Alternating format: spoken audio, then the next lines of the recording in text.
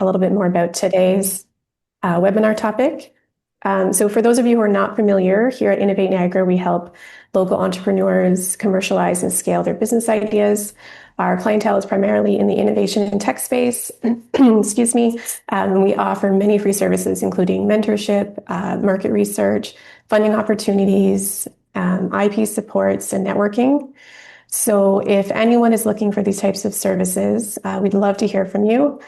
I will include a link to our client intake form in the chat, and feel free to fill that out, and a member of our client team will be in contact with you shortly.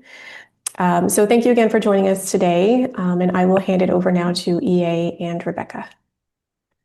Wonderful. Thanks, Katie. We're so excited to be here with everybody through the Innovate ecosystem, but also, beyond that, if anybody's joining who is not familiar with Innovate Niagara. Just a quick thing, we'll introduce ourselves. My name is Rebecca. Our founder, EA Clark, is also on the call today. Before we get started, we have a few questions kind of scattered throughout the presentation that just kind of help us engage with you all and kind of better tailor our assistance and our message to what you guys need out of this as best as possible. And so you'll see on the screen, there is a QR code there. We do not collect information. You don't have to put your name, email, nothing. We will have no record of who answers what to the presentation. But it just kind of helps us craft the conversation. So if you want to scan this, it will also be on every question slide, so you don't have to save it right now. But if you do scan it right now, you'll probably see a message that says, there's nothing to respond to right now, just because there's no live questions. But as we go through, you'll see those prompted on the screen, and then we can kind of chat a little bit more at each stage. So we are Pivot and Edge, and we are born and bred as a recruitment company, but we do so much more now. As a startup ourselves, we got started in a specific field and then have really grown not only our approach, but our philosophy towards recruitment. And we'll go into a lot of that today. Just a quick intro on myself before I pass it to EA. I joined the company about 4 years ago. I have a B2C marketing background and took a real sharp turn after the pandemic, like a lot of us did, I think, and joined Pivot and Edge and kind of relaunched and grew the marketing approach that we have today. And on a day-to-day basis, I help our clients on the operational side, as well as support our recruitment team with whatever they need. But I'll let EA introduce himself now. I started, as Rebecca did indicate, I started Pivot and Edge about 8 years ago.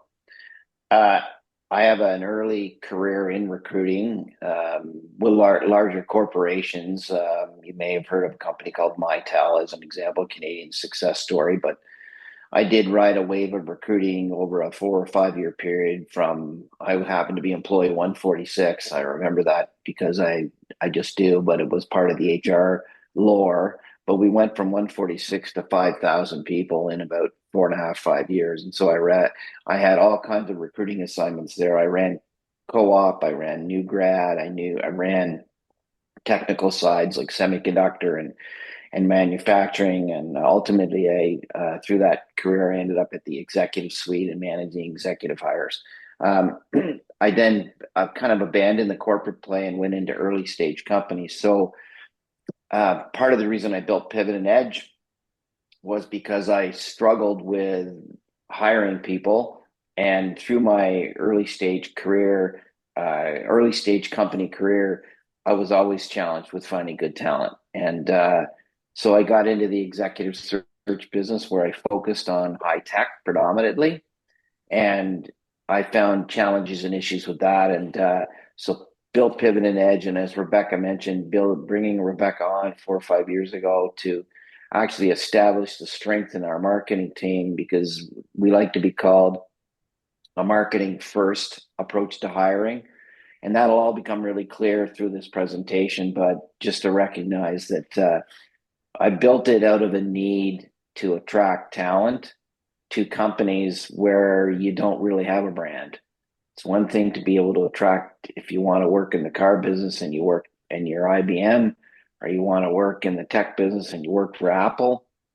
there's a culture and a brand there that helps you attract the talent you want. But in the early stage companies, that's not really there. So we built Pivot and Edge to truly help you attract talent. Here we go.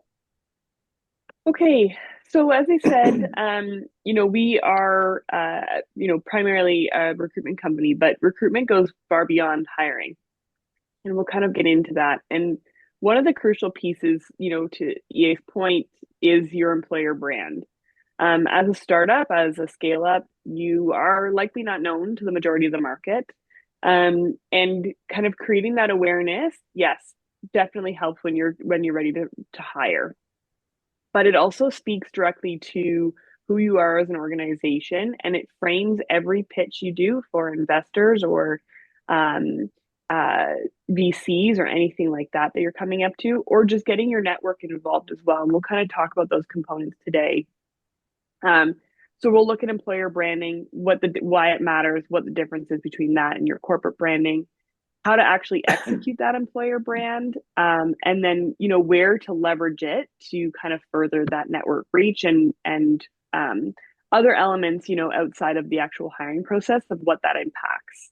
And then at the end, and we'll go through the chat, but we also will have a question box at the end. Um, Please feel free to dump your questions in through the chat through the presentation. We'll kind of address them at the end. And you'll also see at the last slide is a way to connect with both EA and I. So should you need to after this presentation or you have questions, please don't hesitate to reach out. We're always happy to just have a chat and kind of be some guidance there if you need it. Okay, so here's our first question you'll see pop up on your device. Again, if you need to, you can always scan in the top right-hand side of your screen there. Or if you just want to unmute yourself and you prefer to engage that way, you can just answer this question verbally as well, which is kind of a nice feature of being on a virtual webinar. So,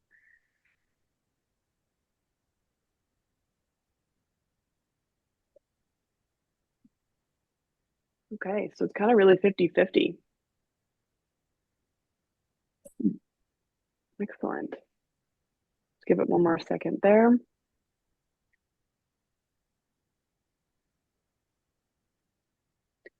So, as I said, and I think EA has a great story behind this with one of his startups, but this is something that's not uncommon in the startup market, right? You have a lot of there are a lot of things that are all top priority, and when it comes to scaling, both raising money and hiring great people are really critical. One kind of feeds the other, right? And it's kind of this circle of ongoing. You get more money, you hire more people, but then you have people and you need more money, and so it's this kind of ongoing circle. And we'll kind of delve deep into how your employer brand will shape both of those elements of the story. But yeah, I think if you want to share your net active story, that would be a great component here. Yeah. So what's really interesting here, and I, not a surprise that it's a combination of hiring people and raising money, and you're going to hear from us through the presentation that it's all about the brand, and that's the story that you're going to tell. Whether you're going to tell it to people that you want to hire, or you're going to tell it to people to raise money. So I think that's kind of the kind of critical piece to all this. Rebecca, can you go to the next slide actually, because that'll lead us to talking a little bit more about this, because there is this corporate brand and there is this employer brand. And I'm going to let Rebecca talk to the employer brand side of this, because that's really where she spends all of her day trying to figure out how do we get that brand in the hands of people that are really curious and interested. But you referred to the net active story. One of the challenges we always faced was hiring good people, and from a corporate brand perspective, just defining what that is and telling that story is really challenging.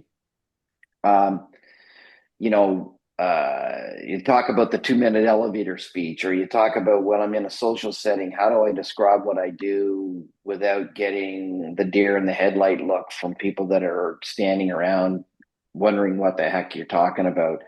And I'm actually going to tell a different story, Rebecca, but I'm going to tell a story. I was at a social setting and I was trying to describe net active at the time, what net active did. And I was sitting next to a person that ran a carpet cleaning company who, and so I kind of went on for 5 minutes about what NetActive was all about, and he looked at me and he said, "You know, I've been listening for 5 minutes and I really don't have any idea what you do." And then he turned around and told me about I clean carpets, and he said, "You know, you tech guys, you're so confusing." And it got me thinking way back then, what's the message I want to provide? Why is it confusing to tell my story? And you're going to need to kind of spend time on that, and we'll go through what that actually means. But you know, don't forget the number of situations and opportunities you have to tell this story that you're going to define. You think it's just a one of, or you think it's just necessary to talk in a social setting, but there are lots of opportunities to tell that business value, that what is your goal, your mission, what's going to attract people to listen to your story. And you know, we continually even change pivot and edge's story, and and it was part of the reason we use this hiring for, it's kind of a hire first recruiting company, is we heard that from somebody. Actually, we made our pitch in a social environment and someone said, well, that's interesting, you're like marketing first recruiters. And I thought to myself, geez, I love that.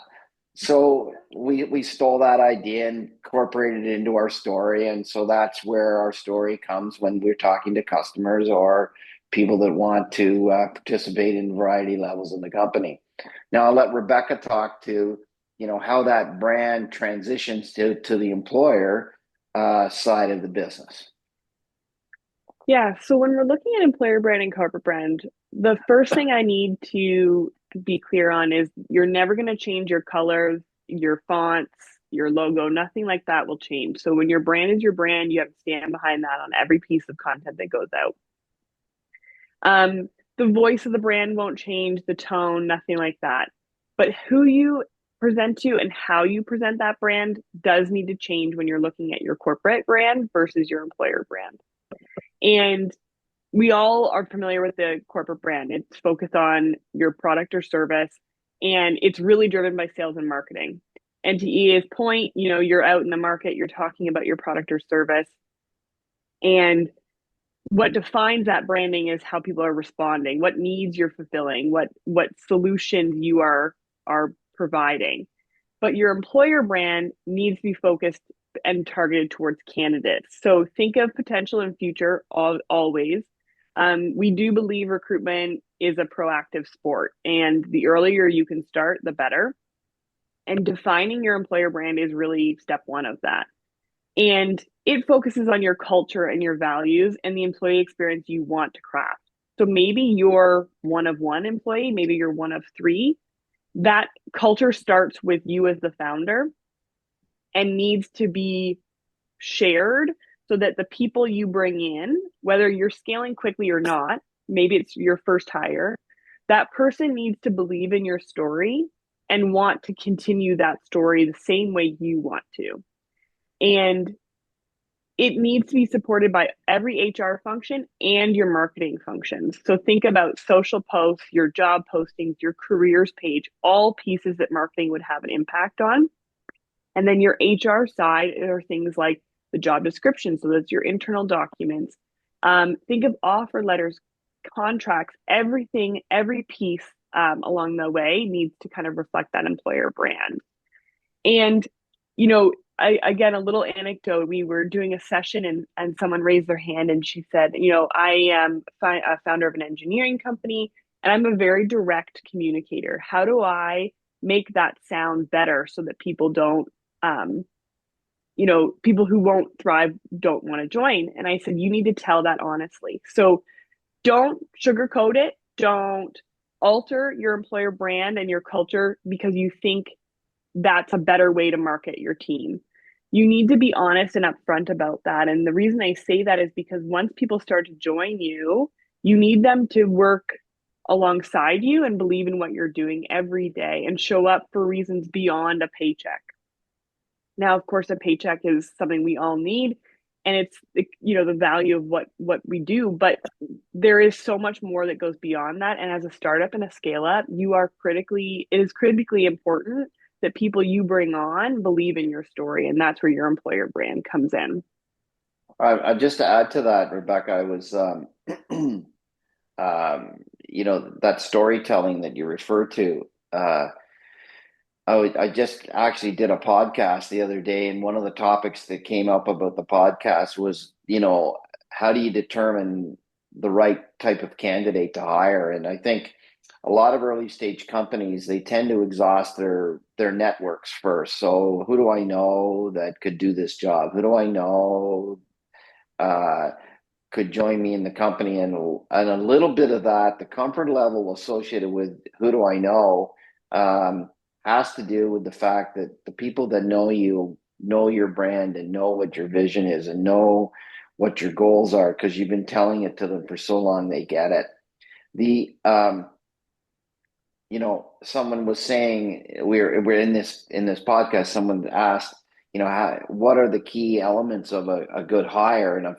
And of course, I said, yes, there are requirements to the role. So if you need a SaaS developer, then they have to be an engineer or computer science person that has done some programming in these areas. They've had the experience and the tools. If you're looking for a VP of sales, you want someone that's done that before, successful in your space. All that's true. But the fit at the early stage, the ability to relate to your story, the ability to relate to your values, I actually think are more critical than those component pieces of recruitment. And the way I described it, I said, in the early stage examples that I've been in that were successful, and I had a couple of them, I would describe it this way. When the president and CEO decided he wanted to jump off the cliff, I would jump with him and we'd figure it out on the way down. And that is all about fit. That is believing in the message, believing in the goal, believing in what the organization wants to do. None of that had anything to do with my ability to sell something or market anything. And none of it had to do with my experience in those areas. So I think this employer brand is key to that because that's the exposure you need to get and how do you attract the right people. So when we talk about your employer brand, there's a few things to keep in mind that will help you kind of craft the pillars of that. So you want to first reflect on the values, to EA's point, that are going to drive your company forward. And for example, at Pivot and Edge, we are trailblazers. We believe that what we are doing is new, it's different. But what that brings is challenge because one, we can't be compared to anything. And two, we're not like anything anybody has ever seen before. So telling our story can be really challenging and making people understand that it is better. We are a different approach is really challenging. And so internally, we had this value of be a trailblazer and stand up to the challenge. And we do that in every facet of what we do. And we tell that story on our website. We tell it through all of our social, but most importantly, we tell it to our network and anybody who will listen. And we do that by explaining things like how we actually do our marketing plan and our marketing strategy for our clients. So we take stories like a startup who is a international contingency. They have a $10 billion company globally. They had no presence here in North America. And the leader of that organization came in and is an entrepreneurial spirit. He believes in what they're doing and he is incredibly driven. And so we take those stories and we run with them because no one can join that organization that isn't driven and isn't willing to step up into new roles and to take on new challenges. So translating those values into stories that people can see and feel is really critical. I can't say this enough. Sharing content consistently is just the best way to spread your word. So that means any social platform you're on, your website, networking, all those kinds of things.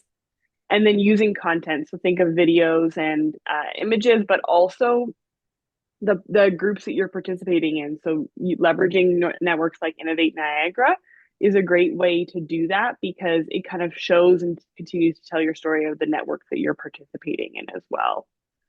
I think a good example of that, Rebecca, is the comparison with using the hub. And if I can just go back to that, one of the, content is king, but content is king only if you know how to share it and who you're sharing it with. Mm-hmm. So uh, one of our clients, customers that we had, we run a managed service called the Hub, which basically involves you get everybody in the company to participate, and you send out content to those people, and they share that content on social media, whether that be LinkedIn, Instagram, Facebook, what have you. Um, and what's really interesting, even as an early stage company, I think you'd be shocked to think of the breadth and width of your network. So you've got the few people that might be working in the company with you today. Let's just use LinkedIn as an example of sharing content. So we send an email to all your 3, 4, 5 employees, 2, 3, 4 employees that you have. Um, uh, to maybe the investment community that you're associated with. Maybe it's friends and families. Maybe it's the odd customer that you have. Maybe it's mentors that you have. Now all of a sudden, maybe you got an email list of, I don't know, say 10 or 15 people. Rebecca would be better at this, but tells us that the average number of LinkedIn connections that every LinkedIn person has is, I don't know what that number is. 1,500 or so. Say it's 1,500 to 2,000. So if you have 10 to 15 people that are sharing your message to 10 to 15 thousand people, 10,000 to 1,500 people, you can see how quickly that extension of that content can be amplified. So it's really critical to kind of think about the network when you're thinking about your brand and thinking about how you communicate that and leveraging people. People in your network want to help you. You just need to make it easy for them. Okay, so we'll just jump into the next question here quickly. So again, feel free to answer with your mobile device or verbally if you feel comfortable. But how often do you currently share content about your team and or culture? And keep in mind, this could be if you're just one person, you still count as your team. So how often are you currently sharing content about yourself or your culture or your team? I like that weekly or more is being responded. That's fantastic. Excellent. You guys don't even need us. Well, Monthly, okay.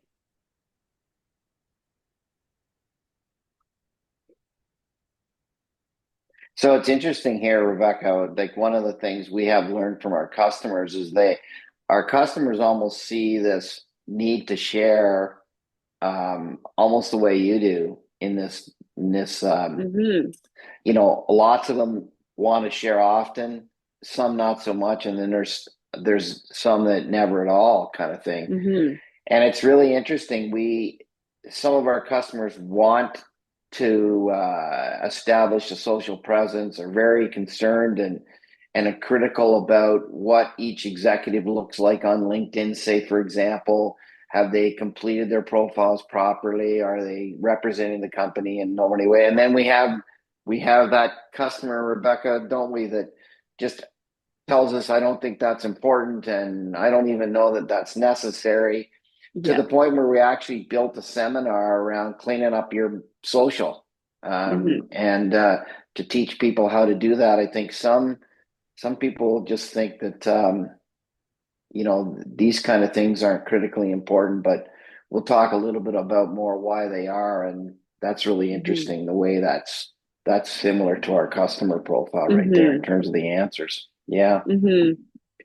So when we look at how to bring your culture to life, there's a few things to kind of keep in mind. First off, I will say too, I'm always about repurposing content. So when you build something for either a platform or a purpose, think about other ways you can do it, and promote it. But the key to this is highlighting the people behind the stories. So if you do have a team, looking at doing employee stories, employee spotlights. If you don't have a team, but you are the story as the founder, sharing different elements of what brought you to launching your company.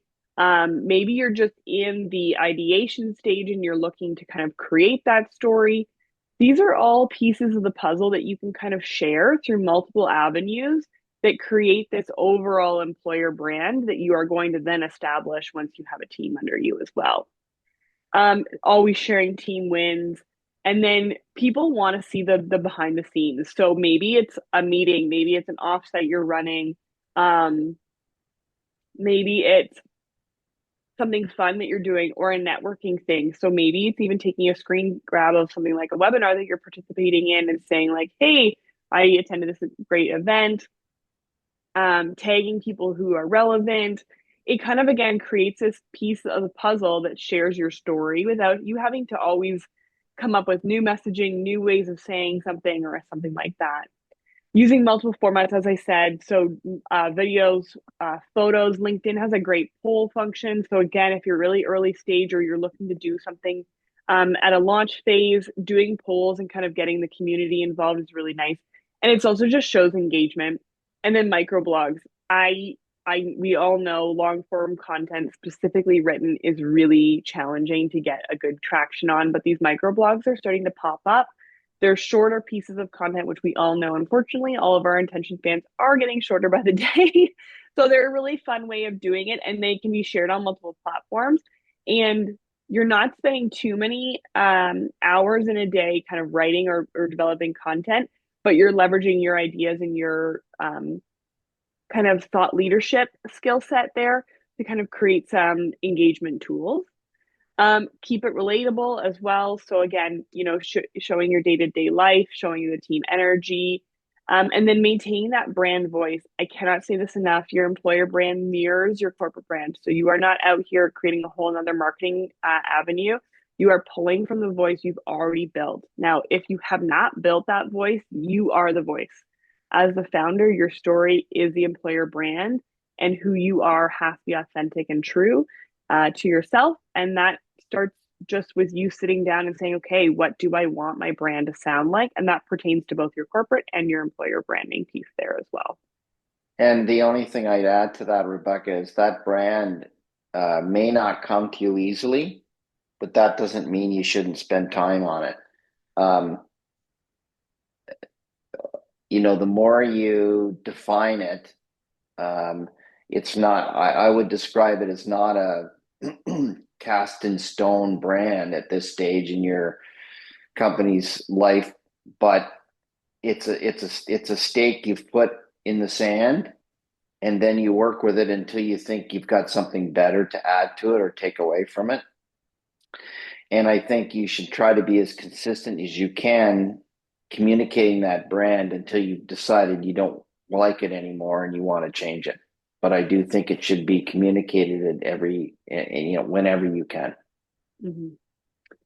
So as I said, a few ways to do this. You want to make sure that you're consistent. So alongside any marketing you're doing for your corporate branding and your sales and marketing initiatives, you should be doing equal amounts for employer branding. And this pertains to anybody, even if you're not looking to scale in the next 6 months. Every candidate is out there doing research. So when you come time to recruit and scale, you will be one ahead of the game, but two, you will have that established employer brand, which helps, again, we're going down the recruitment piece and that's not all that this is about, but it helps things like crafting your candidate profiles, your job postings, your interviews, everything, every piece of that process is touched by this. You want to stay top of mind. So again, consistency. You want to showcase authenticity. So although your story may evolve, it should never completely change. Who we are at Pivot Edge is still at the core is still what we were when EA started 8 years ago. And that comes from him as our founder. He comes to every meeting, he comes to every offsite with the same drive, the same purpose that he did when he started the company. And that frames our story and it frames our employer brand. Again, yes, has that evolved 100%? But the main pillars stand true. And then the other thing you want to do is measure and adapt. So EA kind of mentioned that the hub we run for our clients, you want to make sure that your content is actually being listened to. And so as you start to see what kinds of content, so maybe that's video, maybe it's the microblogs, outperform others, or if there's a theme that starts to outperform others, you want to make sure that you're kind of picking up on those as you would any marketing content that you're putting out for your product or service, and adapt going forward. And EA spoke to this at the beginning of this section, so I'll kind of briefly touch on it again. But you want to leverage your network, so talk to anybody who will listen and have them share. You want to activate your employee base, and again, leveraging tools to make sure that they're engaged. Just like notifying them of social content, making sure that they're involved in the social content that's being created as well is really helpful. And then one piece that we have really implemented is gamification. And basically, what we do is the more time someone shares in a month, the more points they get, and then they get a quarterly prize. And I can tell you right now, the $50 Amazon gift card is not what drives people to participate. It is 100% having their name on that leaderboard, and getting the recognition that they are participating the most. It does create some internal competition, but in a really positive and fun way. And we have found that by kind of gamifying it, people are more likely to engage and pay attention. But also, when they join the company, it's still creating and kind of fostering that employer brand that you've built. Now, we're a small team at Pivot and Edge here, but we still do this internally. And I can tell you, my colleague and I have an active race to see who can share faster. So it's just all about kind of creating this engagement, and making sure that people are participating when they can. Can I just go back there to a second, Rebecca? Yes. Yeah. That whole gamification is kind of interesting in that um, there's a variety of ways of looking at that. One is to look at it as, that's interesting. Lots of people participate, but in an early stage environment, which I really do wish we'd had this kind of technology, and we can certainly go through how we do that. We run it on a MailChimp infrastructure. It's not something you couldn't get. It's just a process by which we've adopted it and use it. But many times in situations where I have people that are interested in investing, and they tell me that they want to help, and they tell me they're being supportive, and they tell me that, I wish I could help you find customers, or here's some advice. This is a way of tracking their actual commitment to you. I got to tell you, like, if they become part of your network and you email them things that you want them to share, and you can track whether they do, the next time they come to you and say, gee, Rebecca, I really like what you're doing. I'd like to help you as much as I can. You can simply say, then you should share the stuff that I send you, because you're not. So your infrastructure is important to you. It is important to you. And if they truly want to help, this is just a great way of giving them an easy way to provide support to you. So there's that perspective too that I would have loved to have had in other environments I was in. Mm-hmm. So we're going to talk now just to kind of go to the next piece of where your employer brand really can elevate your ability to attract not only people to scale, but investment or network as well. So the last question here I'll put up. So when pitching investors, which part of your story gets the most focus? And again, feel free to answer on your device or verbally, but people don't consider the employer brand as part of the pitch sometimes. But we know from our network and from the investment organizations that we've partnered with, one of the biggest things that they look for is your growth strategy. And a big piece of that growth strategy is your employer brand. Product, okay. Makes sense. What's the problem you're looking to solve?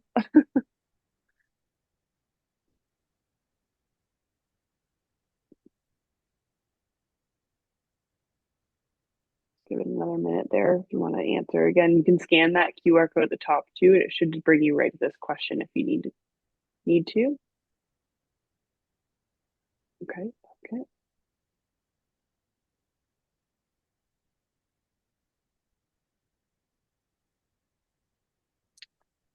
So this is an interesting one, Rebecca, because I'd like to just comment on this a bit. Mm-hmm.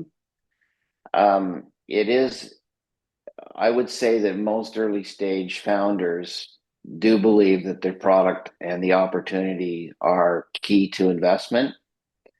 But I would also tell you that behind closed doors, every investor is saying to themselves, I don't know if this guy can take it to market. Do you think they can do it? Do you think this team's got it? Do you think they got the energy? Do you think they can work hard enough to successfully do this? Um, that team and culture, don't underestimate the value of that. And particularly if you have a product that's in a market that's competitive, um, they will be looking at that team and culture to see whether you can have something that's different or better than the people that are in the market today. So I recognize that's critically important, and that's what you're hearing, but also that team and culture, I believe, would be very important to you. Mm-hmm. Sorry, I just slipped the slide there, yeah, because you were kind of delving into the next Oh, section, sorry, go ahead. and no, it's all good. It's what we want to talk about. And I think the other piece to crafting that story for your elevator pitch is keeping the narrative clear and compelling. So that kind of talks about goes off of what EA talked about in the beginning, right? You know, it's really challenging when you look at what you're doing every day, and we see it ourselves. We're not immune to this. We know what we do every day, and we know how we're different, why we are different, and you get so close to the story that it becomes really hard to take a step back and make sure that that narrative is clear, it's compelling, but it's also memorable. Um, and what we have learned to do, and I think one of the biggest things that I have learned as I have grown in my role is practicing that pitch to people who have never heard of you is really important, and you gain the most from those opportunities than talking to people who know who you are or are too close to it to kind of give you that feedback. And so practicing at networking events and things like that is really critical. But feel free to come to EA and I if you want to practice that or have an opinion of somebody who has really never heard of you necessarily or is not familiar with what your organization is doing. But finding those people within your network to say, I know I'm doing this, but I know you don't know anything about it. Can I tell you my story and see it what their feedback is? And to EA's point, obviously, pitching your solution is really critical. What are you actually going to do as an organization is really critical. But again, being able to tell the story of, okay, this is what we're going to do, and here's how we're actually going to get there. That's all employer branding. That is all your story, and making sure that you have that down is really, really important at this stage. Rebecca, the only thing I'd add to that is that videotaping that story would be a very interesting exercise for all of you. I think, I think when you play that video back to yourself, you know, we're all our worst critics. So we're gonna look at that video and go, "Oh my goodness, you know, I just went off in this. I don't know where I was in that 30 seconds, and you know that doesn't even make it clear." So I think if you listen to yourself tell that story, it will give you an opportunity to continue to refine it and make it better. And I said I think keep considering it definitely a work in progress. Um, what you like today, you may absolutely hate in 2 weeks or a month, and that's all based on experience, people asking you questions, you finding it frustrating that they didn't understand. But be critical of the story and refine it as you can, and when you get opportunities to do so.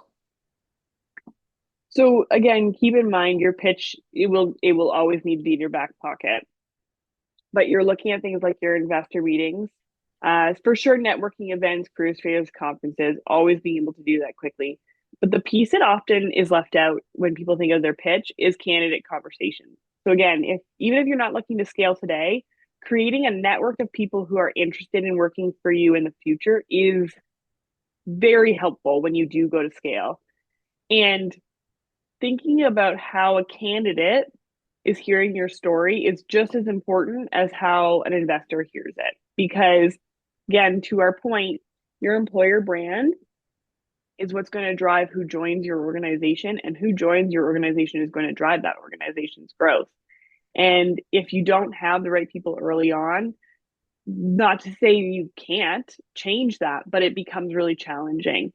And, one of our most heard stories is as a startup, I hired my neighbor, or I hired, the person my daughter took swim lessons with, because I met them at the pool and they happened to be an engineer. And those are sometimes the most challenging decisions you can make, because they make it really hard to have difficult conversations. Friendships can be challenged, neighbors can be challenged. But when you can tell that story, even if you know the person, when you can tell that story accurately and appropriately, it will tell them who you are and where you're going, and create a much better possibility there for a stronger candidate to be connected with in the future. So don't leave out that one piece that's often forgotten when you think of your pitch, because the story, again, it may be a little bit different when it comes to a candidate, but ultimately the pillars and the values stay the same, regardless of the audience you're talking to. Okay, so that's kind of the end, but we want to acknowledge we've given a lot of information today, and it is not a small feat to craft your story. Think of that person on the mountain there. The hike is a long way, and it will take twists and turns, and you will go up and down, and you will stumble a few times. We have still stumbled, and we're well within our almost ninth year. And what is critical is you do three things, and you can take away today is capture your story, define your goals. So think of goals as not only what your organization aims to do, whether it's product or service and what problem you're solving, but your goals can include values, what you want your team to look like in the next 5, 10, 20 years. And then share your story with literally anyone who will listen. And those are the three things that we want you to take away from today. I'll put up a little question box here for a couple of minutes, but again, at the end, I will put up a slide with, there we go.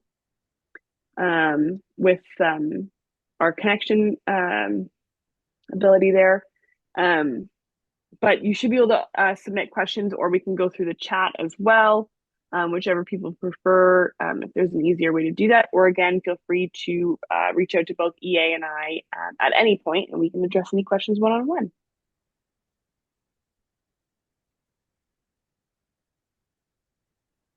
Are there any initial things that we can address, or do you want me to put up our contact slide? Katie, what's the best way there? Sure, yeah, you can definitely put up your contact slide. Perfect. There we go. We can just give it a minute if there's not any questions, and I can kind of close it out unless you have any other comments to make. No, this was fantastic. I hope everyone learned at least one thing. Mm-hmm. I did. I took lots of notes. That was great. Thanks so much. Okay. Okay, so like Rebecca said, if there's any questions, she's put up the contact slide here. You can definitely reach out to EA and Rebecca directly, or the Innovate Niagara team as well. But thank you so much, EA and Rebecca. Like I said, that was great. And just a quick note, we will be sending out a quick survey to everyone following the webinar. So if you wouldn't mind taking a few minutes just to fill that out, that would be great. Your feedback really does help us improve these events and then tailor the content to your needs. So with that, thank you so much again for joining us today. Oh, does he have a question? We have a hand raised. Oh, okay. There. I'll stop there. Yes. Yes, go ahead. Hi, thank you so much for the presentation. It was great. I learned a lot. One point of clarification that I need. So the services that you offer, you not only audit us in terms of our brand as a company or as an employer, but you also connect with resources. That would actually be, is that exactly what am I understanding Yeah, right? yeah, that's a good Okay. question. So we do a wide connection, a wide berth of things, I'll say. So yes, we can come in and kind of say, here's what our understanding of your brand. Here's how we would suggest you market yourself, or we can build that strategy alongside you, give you tips and tricks there. We do full end-to-end recruitment as well.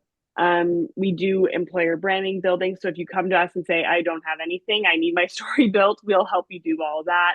And then the nice thing about what we do as well is we have a very wide network. So maybe it's something that we might not necessarily be able to solve in-house. Like it, for example, we don't do HR functions like policy or procedure, but we have a network of people that we would be more than welcome to introduce you to and kind of help you get connected to the right person. And that goes beyond HR, that goes into marketing and sales and finance. Like we have quite a wide network. So if we can't solve it in house or provide some guidance there, of course, we would connect you with someone that we feel might be able to support you on that. But we're just really part of the startup ecosystem. So anything we can do to kind of help you get to that next stage, we're Yes. more than happy to have that conversation. Thank you. Thank you so much regarding the presentation. It's actually one of those things that we're struggling in right now. We do a lot Okay. of work. A lot of great, amazing work, but we can't actually really talk about it either because we don't really have the right strategy or not Yes. consistent as we should be. It's not So easy. It's not easy. Especially at the Yeah, startup phase. I'm glad you did ask that because yeah, most of our customers have the same challenge you just described. So and particularly when they start to go down the road of wanting to recruit or they want to go down the road of getting customers, this ability to kind of define that 2 minute elevator speech, as we call it, it takes a lot of, it's hard work, actually. It's hard yes. work. And and not everybody, it'll be, you think you could get two or three people in a room to agree, and that may not be as easy as one might think it is. So, and I can see by the smile on your face that's happened already. So Yes. Thank you so much. Appreciate it. No okay. problem. Any other final questions there? Or are we again happy to connect at any point? So if anybody would like to take it offline, please reach out. We're always here to help.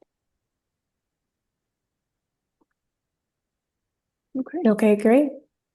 Well, thank you again, everyone, for joining us. And I wish you the best for the rest of your afternoon.